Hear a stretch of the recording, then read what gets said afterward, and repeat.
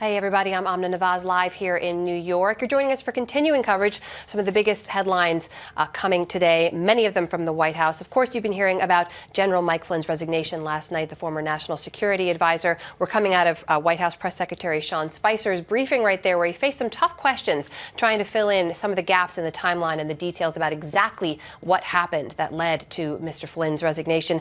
We're going to try to break down what we do know and what questions remain. For more on that, we're joined by ABC's political director Rick Klein, who has been watching all of this unfold from our Washington, D.C. bureau. Rick, we knew Mr. Spicer was going to face some of those tough questions, trying to fill in some of the gaps there. How did he do?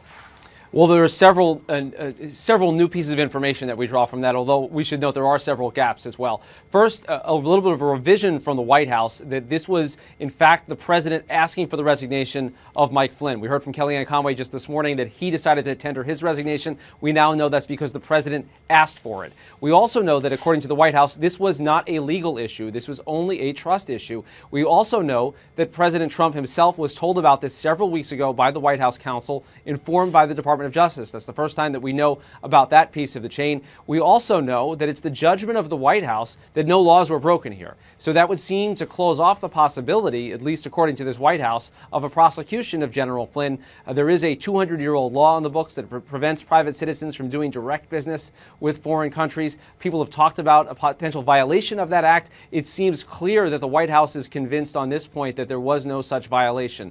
All of that said, we still don't know much about exactly what President Trump knew in real time about the conversations with the Russian ambassador, whether he knew at the time that sanctions were being discussed. That question really not adequately discussed by Sean Spicer today. So, Rick, a couple of the biggest questions that remain unanswered right now in that timeline. Why did it take so long between the time that the White House was notified that there was a discrepancy in stories there, that General Flynn had misled the vice president and others, and the point at which they took action? They kept referencing this trust issue. They said that there was an erosion of trust. Mr. Spicer also referenced a series of other issues that led to that erosion. Do they have to answer those questions eventually? I think so. I think that nebulous web of other issues, there's a lot to unpack in that. What are the other concerns? We've heard a number of reports about problems inside the National Security Council, concerns about General Flynn's leadership. How did those get to the central issue of trust, or was this more about conduct? This is unprecedented to have a national security advisor essentially fired less than a month into the new administration. Someone as high profile as General Flynn, he was out there on the campaign trail all the time for President Trump, one of the biggest names involved in the inner sanctum, the inner circle here. So I do think that it remains a critical question. And I do think that what President Trump, as President-elect Trump, knew about the conversations. Did he know that his national security advisor was on the phone with the Russians discussing sanctions? Was General Flynn freelancing? We now know that President Trump didn't have any problems with what was said, but did he know at the time even? Because that raises, I think, another level to the suspicion and concerns about a potential legal violation. There's a reason the country has a principle of one president at a time. Was that violated by the president-elect himself in these conversations that General Flynn was engaged in? There's a lot of different branches to touch on in here. We want to bring in our colleague Pierre Thomas, our senior justice correspondent, who's also keeping an eye on this from Washington, D.C. Pierre, fill me in here on the investigation, if there is to be one, what we know so far and how they work moving forward. Well, again, this all came about in part because after Obama's sanctions regarding the election hack, there was silence from Putin in terms of a response. And the intelligence community wanted to know what that was about. So they are, as a part of practice, they monitor the communications of the Russian ambassador here in Washington. They want to know what he's doing, who he's meeting with at all times. And they came across this conversation that was recorded in which Flynn and the ambassador discussed the sanctions. Once that became known to them, they continued to monitor the conversations and interviews coming out of the White House in terms of the incoming White House. And Trump top officials kept saying that Flynn did not discuss the sanctions with the ambassador. Finally, after President Trump was inaugurated in office, Sean Spicer repeated the same false claim at a press conference. And Sally Yates, then acting Attorney General, decided to weigh in and let the White House know, heads up, the National Security Advisor is not being completely honest with you. And Pierre, we know now from our colleagues, Mary Bruce and John Parkinson, the chairman of the House Oversight Committee, has told them that he plans to investigate what happened at Mar-a-Lago over the weekend, but no plans to investigate General Flynn's ties to Russia. If we are to learn any more about exactly what happened and fill in some of the details that we don't yet know, how will that happen? How is that going to come about? Well, the Justice Department is still investigating this matter and looking in general in terms of whether affiliates or associates of Trump had communications with Russian government officials. And if so, what were the context of those communications? What was that about? You also have congressional Senate investigations underway on various levels looking at these issues. So there's more work to be done. And Amna, if I could jump in there, I think it was.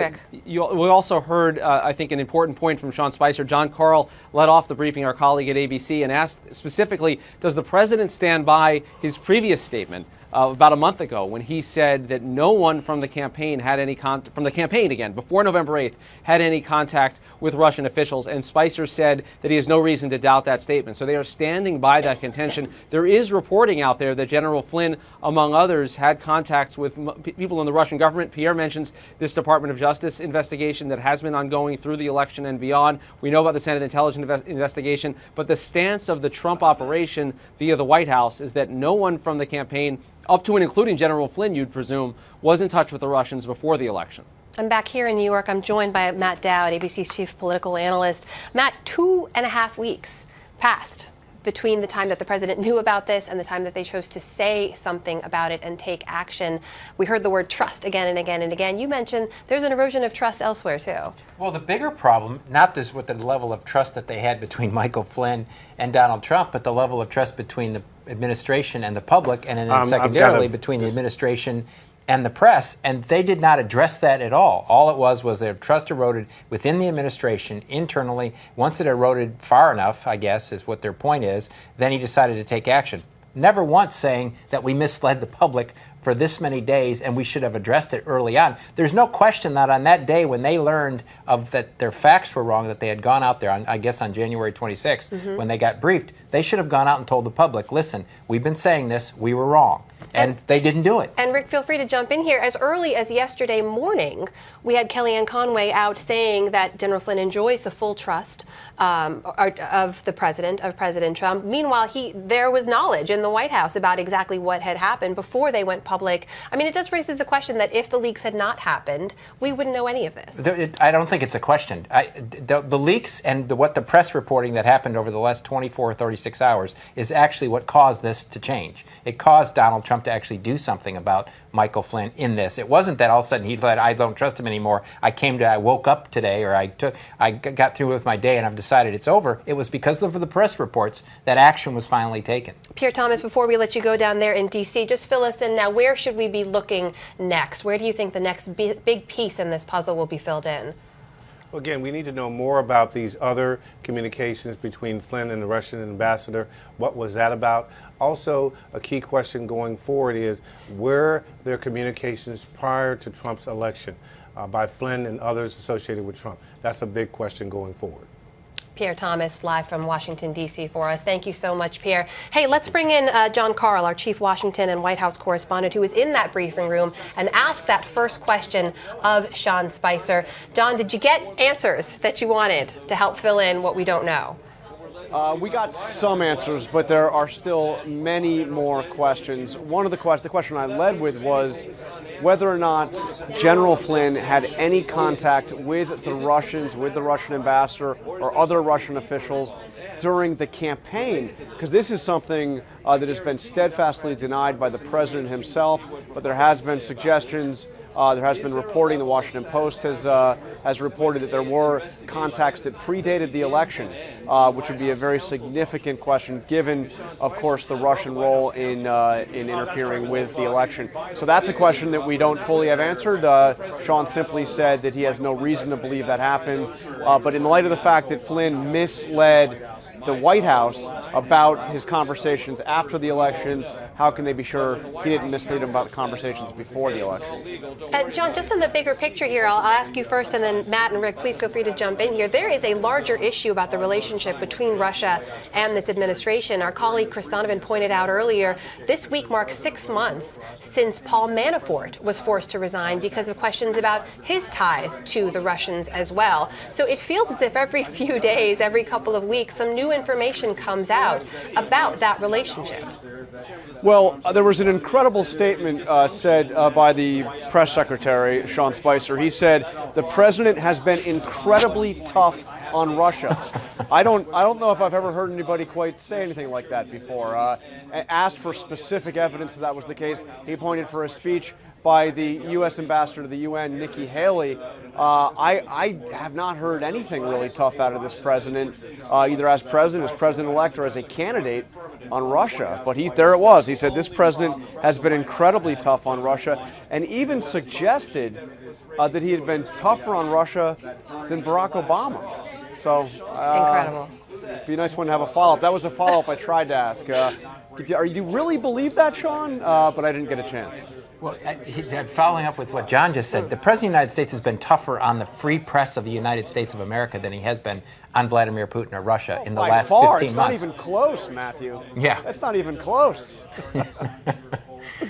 Hey, Rick, weigh in here. What's your take on this? I mean, obviously, there's other people that Mr. Trump has come down hard on along the way, including members of Congress, civil rights icons, Representative John Lewis on MLK weekend, no less. But, Rick, how do they say these things with a straight face now? How is that trust between the people who are asking these questions and this administration going to continue? Well, I should also note that President Trump was unbelievably decisive, if you listen to Sean Spicer today. So we're straining credulity all over the place. I think to the point that you make about Russia, because I think that the bigger story that this opens the door to is the question of the election, really, because we know from various officials in the federal government, the Obama administration particularly, all the way up to the head of the intelligence agencies, the Russians were trying to influence this election in a major, major way. You add to that this now confirmed communication between General Flynn and the Russians after the election, the possibility of communications beforehand, the issue with Paul Manafort, the issue with Carter Page, another advisor to the Trump campaign who was fired from that role because of his ties to the Russians, and you have a much larger bear to bear for the Trump administration because they have not fully answered what the extent of those communications were. He has not been tough on Russia, despite what he says. You saw a statement today from Senator John McCain that I thought was remarkable. We're seeing a lot from Senator McCain now. And he said he's deeply concerned about the chaos in the national security team, but he's also concerned about what this communication between Michael Flynn and the Russians says about the stance that the Trump administration is going to engage in with Vladimir Putin. At the end of the day, you can replace national security advisors, but that doesn't change the policy with regard to Russia, and it remains a head-scratcher, and one of the big unknown questions of the campaign was what kind of communication, what kind of ties we're really talking about. This, to me, opens the door all over again to all of that. Hey, John, Carl, down there in the White House press briefing room, before we let you go, I got to get your take on something from your point of view there. We've all seen the SNL skit, right? Melissa McCarthy has now brought Sean Spicer to new notoriety across the country. What is this relationship like between the White House press corps and Secretary Spicer? I mean, how does this work moving forward, given the kinds of statements we were hearing today? Well, I can confirm he does chew a lot of gum, and he will occasionally offer reporters gum in his office. No, look, this is the toughest job in Washington.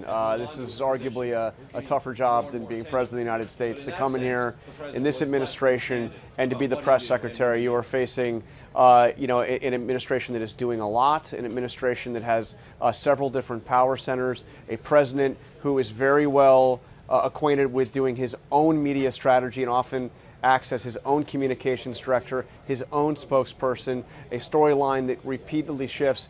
Sean's got a very tough job. So I I don't know what to say beyond that. I think that he's working on trying to please a very demanding boss and trying to have as good a relationship as he can possibly have with the reporters in this room. Fair enough. Hey, John, Carl, thank you so much for making the time. Always good to talk to you. You got it. Back here in New York, Matt Dowd, you said you wanted to jump in. The only point, they seem to keep relying on this idea that he has legal authority. He has legal authority. Nothing that was done was illegal. Everything that he does is legal. But the problem they have is deteriorated moral authority in the country. And I think that's the question that we've talked about, which is they beginning to be fraying trust between the public and the administration. You see it in his approval ratings that have dropped since he took office, which is very unusual at this first stage of a presidency. By large, he's in the worst position of any president. And if a president doesn't have moral authority in the country, which has seriously deteriorated, and this will even cause it to more, that doesn't matter what legal authority they have. The public will stop listening. On the same issue of moral authority, just as a reminder, back at the RNC, it was General Flynn during his speech who led the crowd in a lock her up chant, talking about Secretary Clinton in reference to her email server, saying that she had compromised the nation's security. And here we are presented with a case in which the then Attorney General had said this could be a compromise to our national security. I'm a very good Irish Catholic, but I'm a big believer in karma.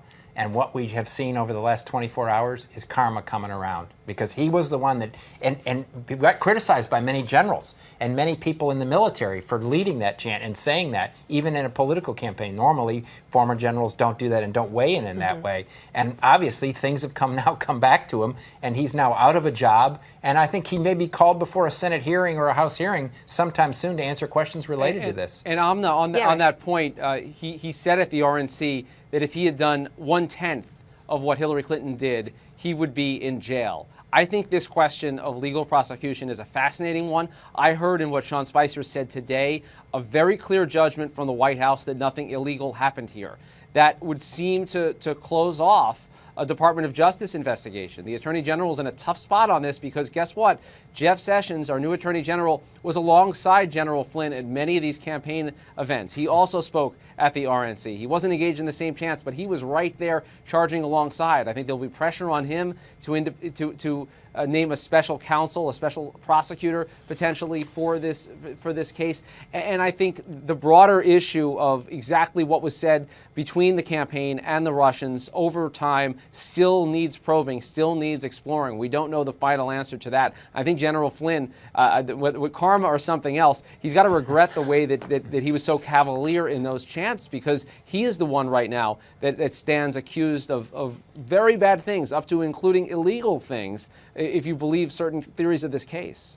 Karma or something else. I like that. But there is, as you mentioned, a bigger issue here about comments that were made by then candidate Trump or his supporters back then that are now coming back to manifest themselves in problematic ways for this administration. You saw it first with the Ninth Circuit decision when they actually cited some of the things he had said about the Muslim ban and targeting people based on religion in part of their argument to push back against his immigration ban. That's one thing I wanted to touch on, which is there was this great fear that because the Republicans occupy the White House and the Republicans have the Senate and Republicans have the House and they hold so many levers of power, that there wasn't much anybody could do in that. But I think what we've seen over the last 10 days, which I am very hopeful and optimistic, is the American system works. However clunky and however mistake-ridden it can be at times, 10 days, in the last 10 days, we've had 4 judges basically say, stop the president from doing something that they believed had some constitutional questions related. They stopped his executive order related to refugees and the people in the 7 countries.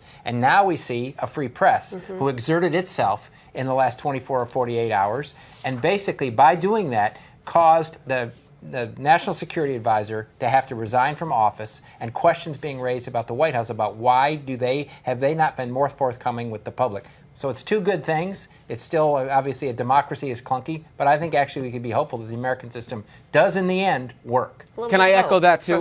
Yes, please, Rick. Can I echo that? Because Matthew Dowd, per usual, very spot on that point. All 3 branches of government, plus the 4th estate, involved in this. You have the judicial branch with the ruling on the travel ban. You have the legislative branch with Congress and their rumblings. I mentioned Senator McCain, Congressman Chaffetz, and the investigative committees there. They are whirring into action as well. well. Even the executive branch, the bureaucrats, career officials in the State Department, in the intelligence agencies, whoever are the source of some of these leaks that are going over to the press right now and exposing things around executive actions, around these transcripts, those things are having an effect here. And then, of course, as Matthew said, the press's role in this. And I think without the reporting, particularly the Washington Post stories of the last couple of days about these conversations between General Flynn and the Russian ambassador, without that, you wouldn't have the impetus for action. So yes, for all of the mess of the last month, you do have several examples of the American system working. And we are not yet 1 month in. Not yet. Just like to note that for the record. Hey, Matt Dowd and Rick Klein, thank you so much for joining us. Great to be here. Thanks to all of you out there for joining us too. Remember, you can always go to abcnews.com for more on those stories and others. Thanks to you for joining us. I'm Amna Nawaz in New York. We'll see you back here again very soon.